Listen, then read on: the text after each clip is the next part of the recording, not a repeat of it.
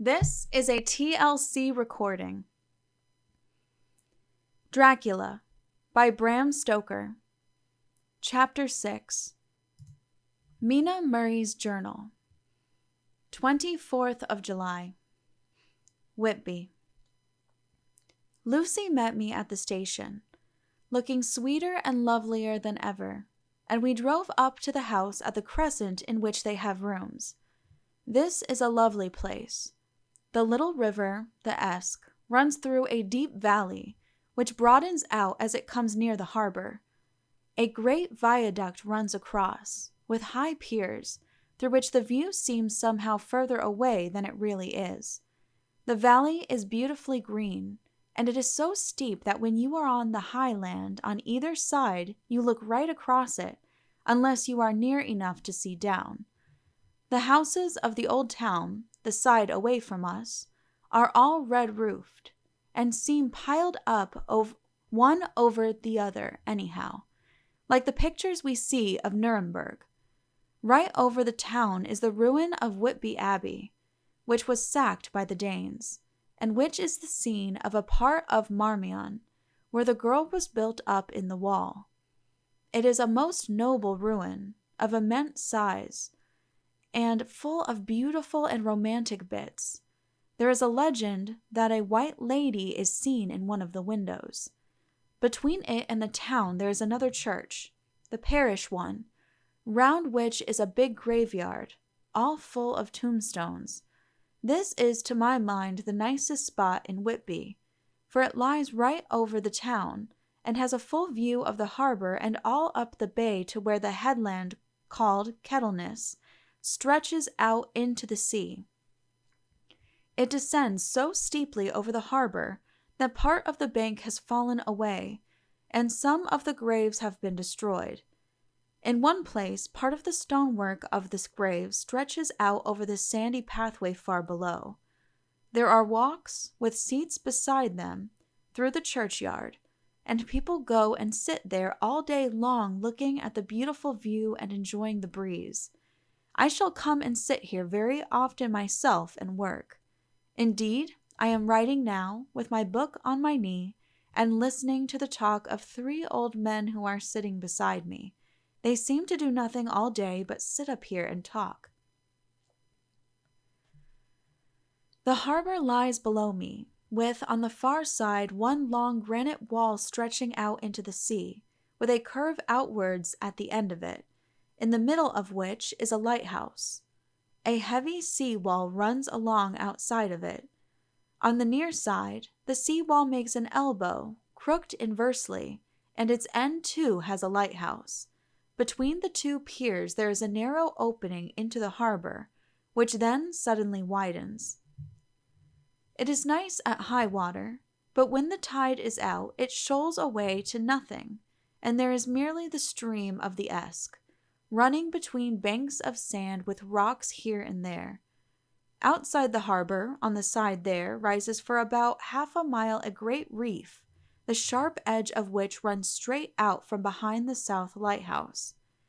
At the end of it is a buoy with a bell, which swings in bad weather, and sends in a mournful sound on the wind. They have a legend here that when a ship is lost, bells are heard out at sea. I must ask the old man about this. He is coming this way. He is a funny old man. He must be awfully old, for his face is all gnarled and twisted like the bark of a tree. He tells me that he is nearly 100, and that he was a sailor in the Greenland fishing fleet when Waterloo was fought. He is, I am afraid, a very skeptical person, for when I asked him about the bells at sea and the white lady at the Abbey, he said very brusquely, "I wouldn't fash mazzle about them, miss. Them things be all wore out. Mind, I don't say that they never was, but I do say they wasn't in my time. They be all very well for cummers and trippers, and the like, but not for a nice young lady like you. Them feet folks from York and Leeds that be always eatin' curd herrin' and drinkin' tea and lookin' out to buy cheap jet would creed aught. I wonder, Mazel, who'd be bothered tellin' lies to them, even the newspapers, which is full of fool talk.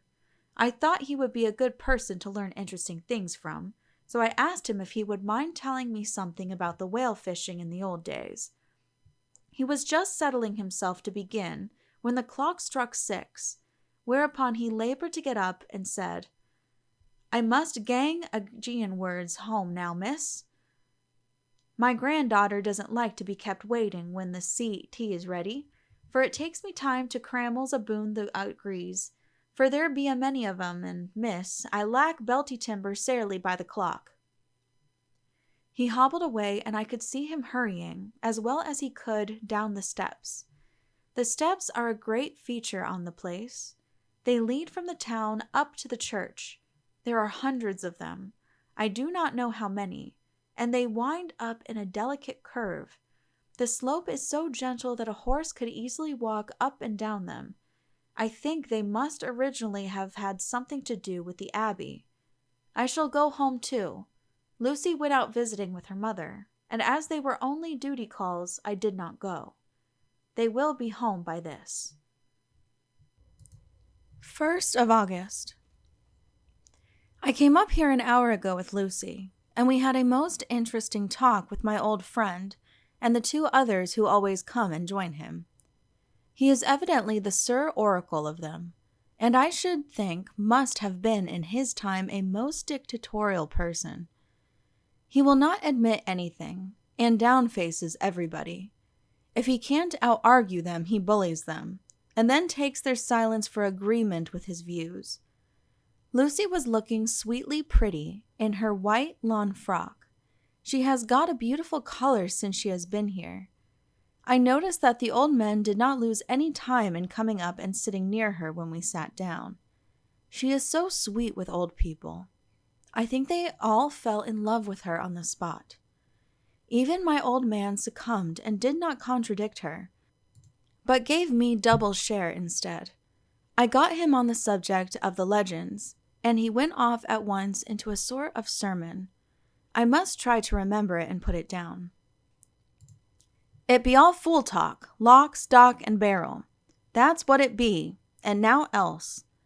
These bands and waft, and bobocos, and bargas, and bogles, and all en it, them is only fit to set bairns and dizzy women a beldrin.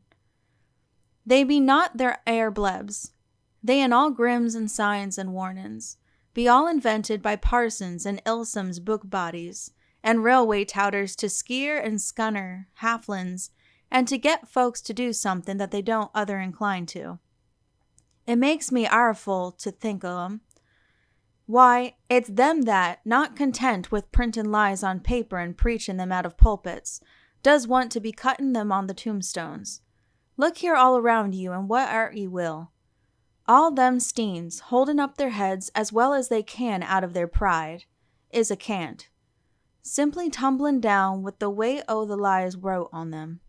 Here lies the body, or sacred to the memory, wrote on all of them, and yet in nigh half of them there bean't no bodies at all, and the memories of them bean't cared a pinch of snuff about, much less sacred.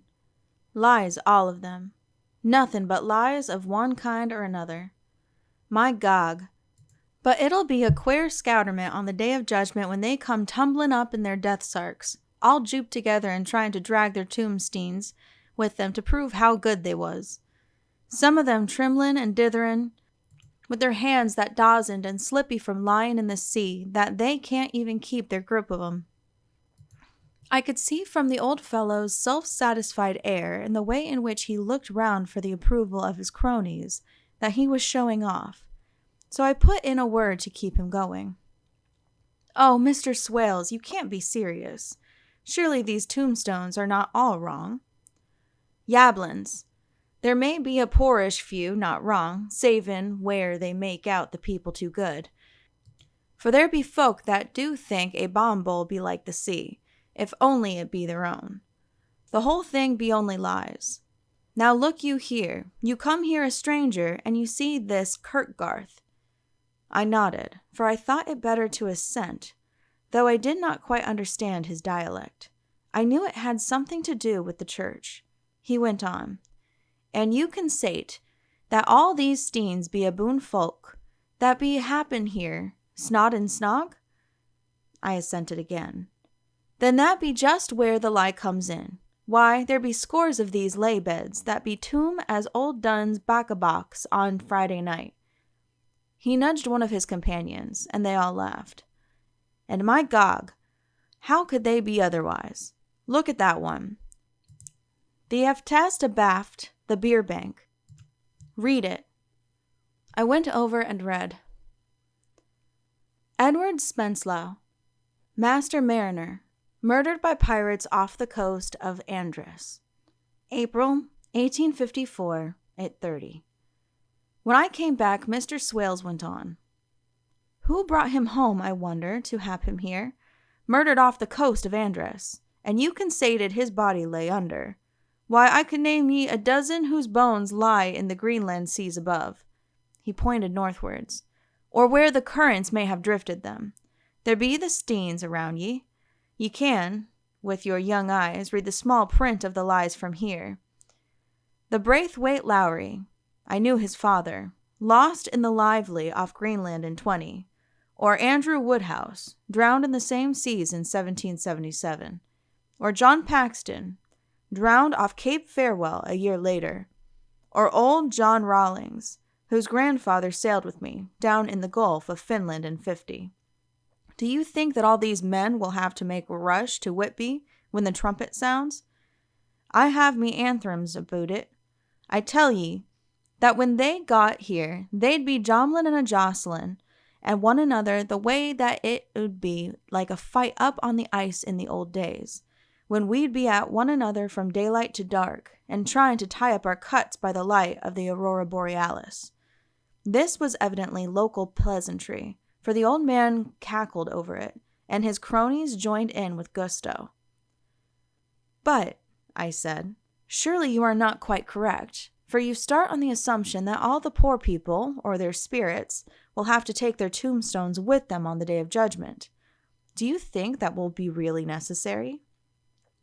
Well, what else be they tombstones for? Answer me that, miss. To please their relatives, I suppose. To please their relatives, you suppose, he said with intense scorn. How will it pleasure their relatives to know that lies is wrote over them, and that everybody in the place knows that they be lies? He pointed to a stone at our feet, which had been laid down as a slab, on which the seat was rested, close to the edge of the cliff. Read the lies on that Thruffstein, he said. The letters were upside down to me from where I sat, but Lucy was more opposite to them, so she leant over and read. Sacred to the memory of George Cannon, who died in the hope of a glorious resurrection on July 29th, 1873, falling from the rocks at Kettleness. This tomb was erected by his sorrowing mother to her dearly beloved son. He was the only son of his mother, and she was a widow. Really, Mr. Swales, I don't see anything very funny in that. She spoke her comment very gravely and somewhat severely. You don't see aught funny? Ha ha! But that's because ye don't gone the sorrowing mother was a hellcat that hated him because he was a crooked. A regular lammeter he was, and he hated her so that he committed suicide in order that she might get an insurance she put on his life. He blew nigh the top of his head off with an old musket that they had for scaring the crows with. 'Twarn't for crows then, but it brought the clegs and doups to him. That's the way he fell off the rocks. And as to hopes of a glorious resurrection, I've often heard him say Maisel that he hoped he'd go to hell, for his mother was so pious that she'd be sure to go to heaven, and he didn't want to addle where she was. Now isn't that Steen at any rate? He hammered it with his stick as he spoke. A pack of lies, and won't it make Gabriel keckle when Gordy comes panting up the degrees with Tombstone balanced on his hump, and asks it to be took as evidence? I did not know what to say, but Lucy turned the conversation as she said, rising up, "Oh, why did you tell us of this? It is my favorite seat, and I cannot leave it, and now I find I must go on sitting over the grave of a suicide. That won't harm ye, my pretty, and it may make poor Gordy gladsome to have so trim a lass sitting on his lap. That won't hurt ye. Why, I've sat here off and on for nigh 20 years past, and it hasn't done me no harm. Don't ye fash about them as lies under ye, or that doesn't lie there either. It'll be time for ye to be getting scart when ye see the tombstones all run away with, and the place as bare as a stubble field. There's the clock, and I must gang. My service to ye, ladies." And off he hobbled. Lucy and I sat a while, and it was all so beautiful before us that we took hands as we sat, and she told me all over again about Arthur and their coming marriage. That made me just a little heartsick, for I haven't heard from Jonathan for a whole month. The same day. I came up here alone, for I am very sad. There was no letter for me. I hope there cannot be anything the matter with Jonathan. The clock has just struck 9. I see the lights scattered all over the town, sometimes in rows where the streets are, and sometimes singly. They run right up the Esk and die away in the curve of the valley. To my left, the view is cut off by a black line of roof of the old house next the abbey. The sheep and lambs are bleating in the fields away behind me, and there is a clatter of a donkey's hoofs up the paved road below. The band on the pier is playing a harsh waltz in good time, and further along the quay there is a Salvation Army meeting in a back street. Neither of the bands hears the other, but up here I hear and see them both. I wonder where Jonathan is and if he is thinking of me. I wish he were here. Dr. Seward's Diary. 5th of June. The case of Renfield grows more interesting the more I get to understand the man. He has certain qualities very largely developed: selfishness, secrecy, and purpose. I wish I could get at what is the object of the latter. He seems to have some settled scheme of his own, but what it is I do not yet know. His redeeming quality is a love of animals, though, indeed, he has such curious turns in it that I sometimes imagine he is only abnormally cruel. His pets are of odd sorts. Just now his hobby is catching flies. He has at present such a quantity that I have had myself to expostulate. To my astonishment, he did not break out into a fury, as I expected, but took the matter in simple seriousness. He thought for a moment and then said, "May I have 3 days? I shall clear them away." Of course, I said that would do. I must watch him. 18th of June. He has turned his mind now to spiders, and has got several very big fellows in a box. He keeps feeding them with his flies, and the number of the latter is becoming sensibly diminished, although he has used half his food in attracting more flies from outside to his room. 1st of July. His spiders are now becoming as great a nuisance as his flies, and today I told him that he must get rid of them. He looked very sad at this, so I said that he must clear out some of them, at all events. He cheerfully acquiesced in this, and I gave him the same time as before for reduction. He disgusted me much while with him, for when a horrid blowfly, bloated with some carrion food, buzzed into the room, he caught it, held it exultantly for a few moments between his finger and thumb, and, before I knew what he was going to do, put it in his mouth and ate it. I scolded him for it, but he argued quietly that it was very good and very wholesome, that it was life, strong life, and gave life to him. This gave me an idea, or the rudiment of one. I must watch how he gets rid of his spiders. He has evidently some deep problem in his mind, for he keeps a little notebook in which he is always jotting down something. Whole pages of it are filled with masses of figures, generally single numbers added up in batches, and then the totals added in batches again, as though he were focusing some account, as the auditors put it. 8th of July. There is a method in his madness, and the rudimentary idea in my mind is growing. It will be a whole idea soon, and then, oh, unconscious cerebration!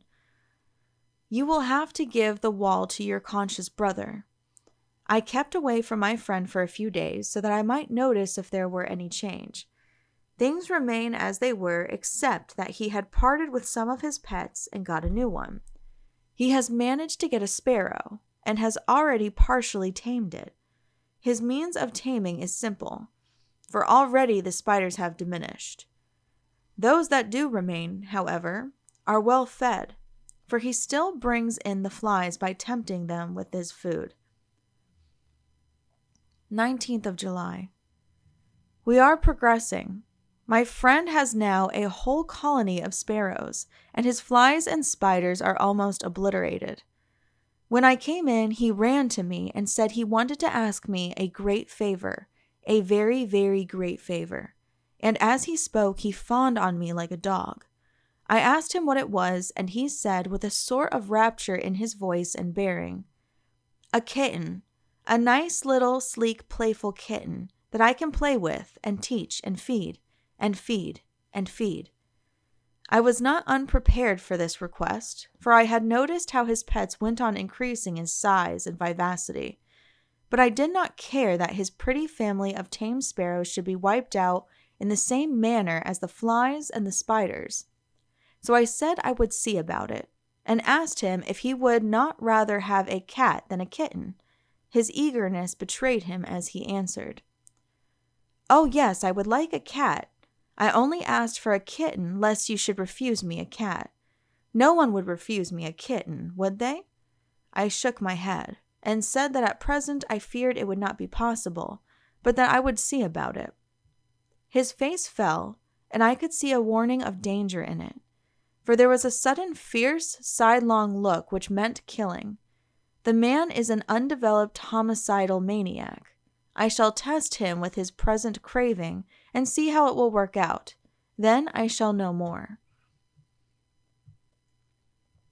10 p.m. I have visited him again and found him sitting in a corner brooding. When I came in, he threw himself on his knees before me and implored me to let him have a cat, that his salvation depended upon it. I was firm, however, and told him that he could not have it, whereupon he went without a word and sat down gnawing his fingers.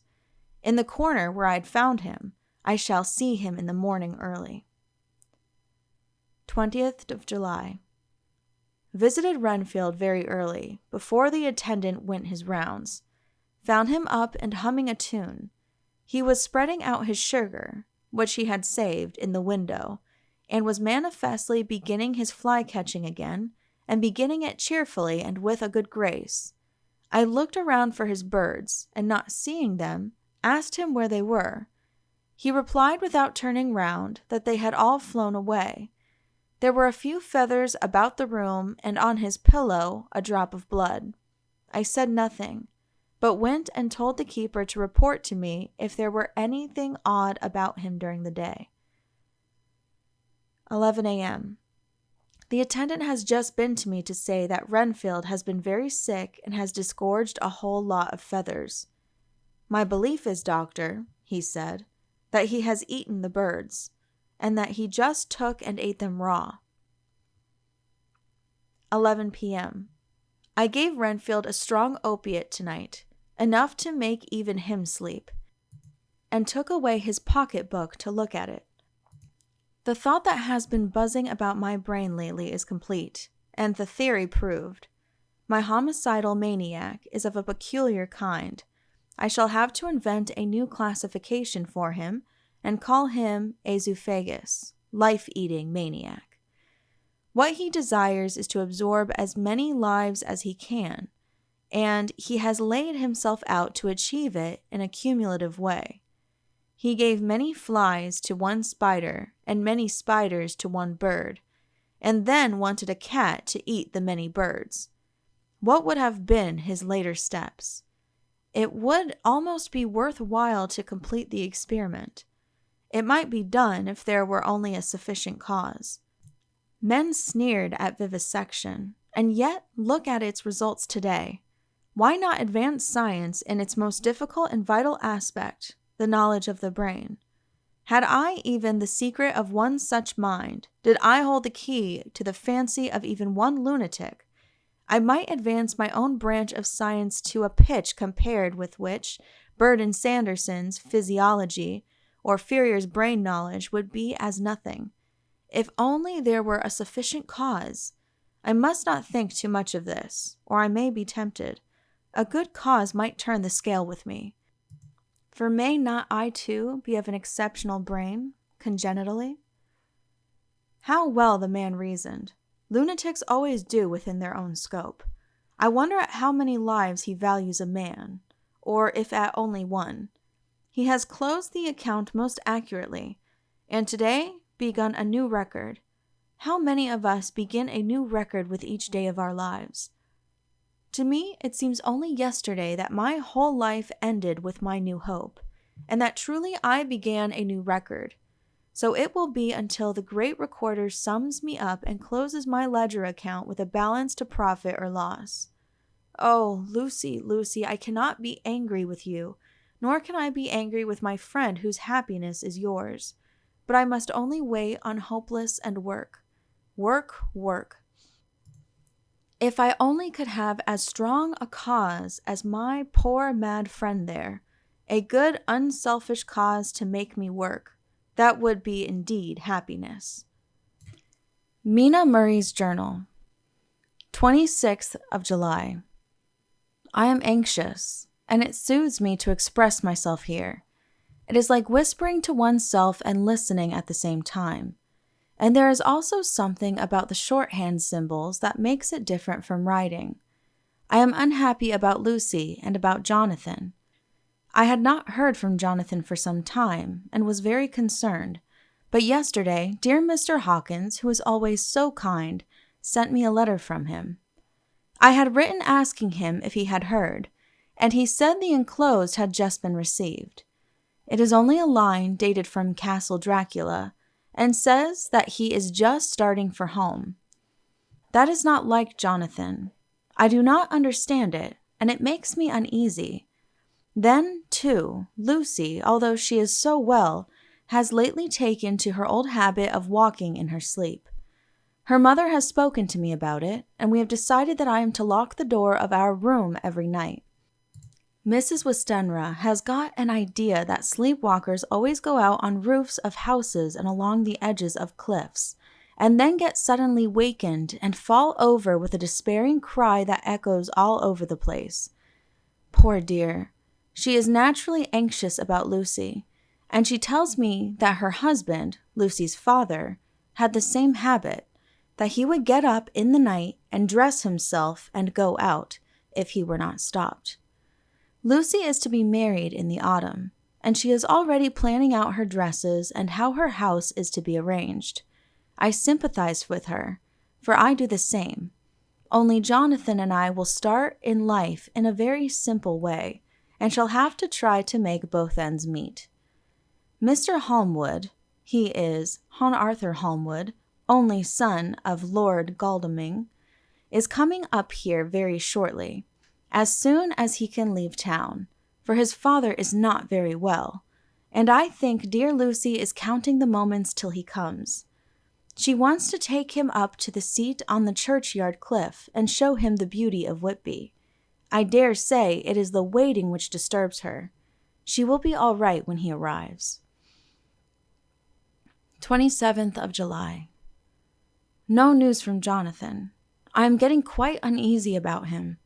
Though why I should, I do not know, but I do wish that he would write, if it were only a single line.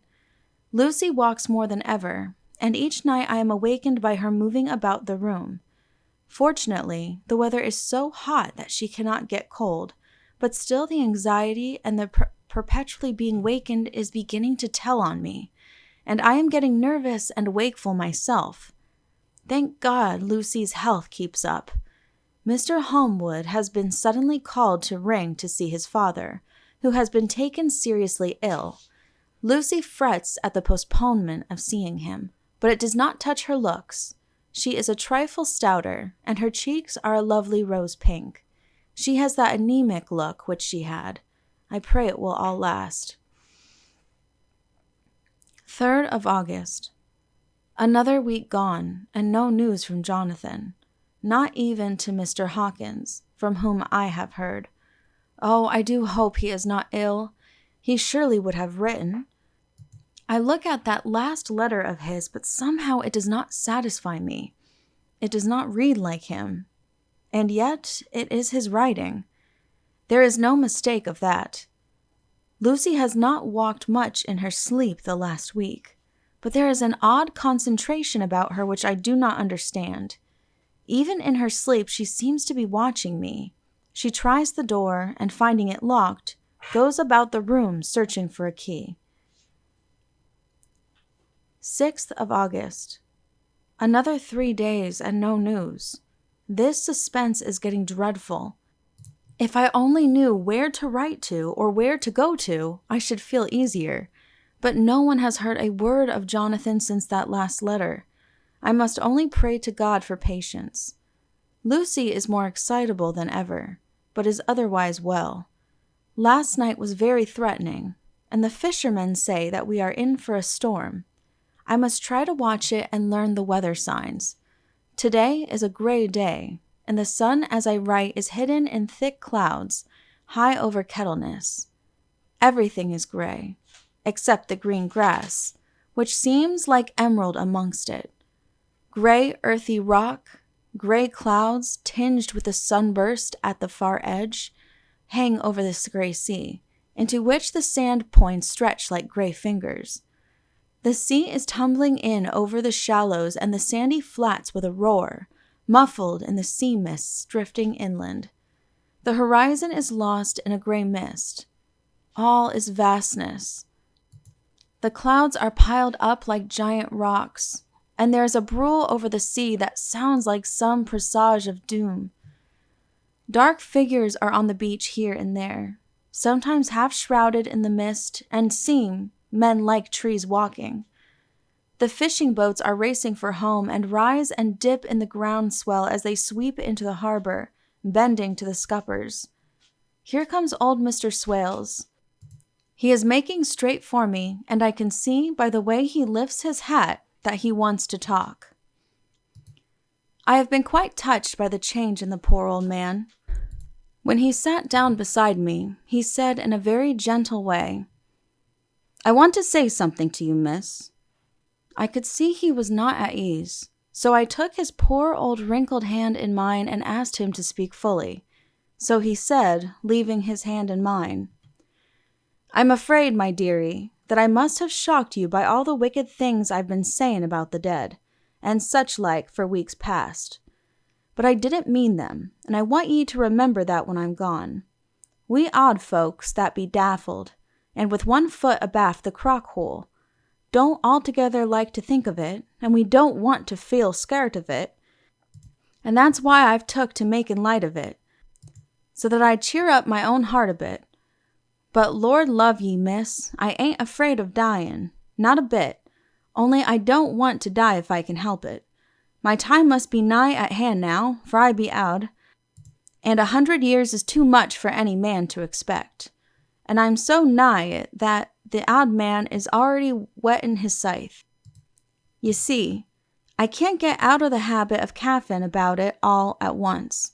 The chaffs will wag as they be used to. Some day soon the angel of death will sound his trumpet for me, but don't ye duel and greet me, dearie." For he saw that I was crying.